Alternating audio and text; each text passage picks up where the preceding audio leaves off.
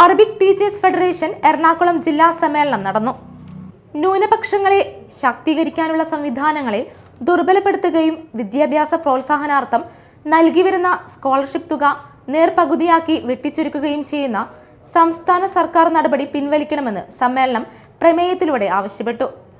Retired Arabic teachers federation സംസ്ഥാന president M Salahuddin Madani ഉദ്ഘാടനം ചെയ്തു.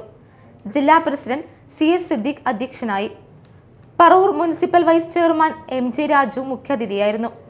ഉപജില്ലാ വിദ്യാഭ്യാസ ഓഫീസർ ഷൈനമോൾ അലിഫ് മാഗസിൻ വിജയികൾക്കുള്ള സമ്മാനങ്ങൾ വിതരണം ചെയ്തു.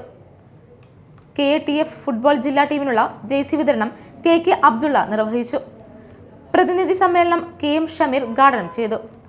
പറവൂർ ഉപജില്ലാ ട്രഷറർ ഫസീല അബ്ബാസ്, അമ്മാർ മുടിക്കൽ എന്നിവർ സംസാരിച്ചു. യാത്രയും സമ്മേളനം KATF സംസ്ഥാന ട്രഷറർ മാഹിൻ ഭാഗവി ഉദ്ഘാടനം ചെയ്തു.